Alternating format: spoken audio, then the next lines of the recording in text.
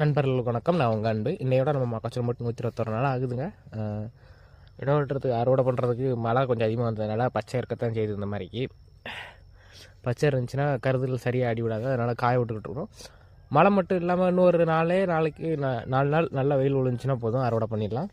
ஏன்னா கருதுகள் எப்போவுமே இந்த மாதிரி தலை தொங்க ஆரம்பிச்சிருச்சுங்க. ஒடிஞ்சு கீழே விழாமல் இருந்தால் சரி தான். என்ன பண்ணுறது, ஏதாச்சும் அறுவடை பண்ணுறதுக்கு ரெடி பண்ணி ஆகணும்.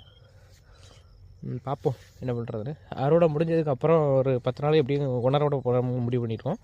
ஏன்னா இதை மக்காச்சோளத்தோடு சேர்த்து அடித்து உணர விட்டுட்டு அதுக்கப்புறமா ஃபுல் அண்ட் ஃபுல் நம்ம உளுந்து விதைக்கலாம் அப்படிங்கிற மாதிரிக்கு ஒரு முடிவு பண்ணியிருக்கிறோம்.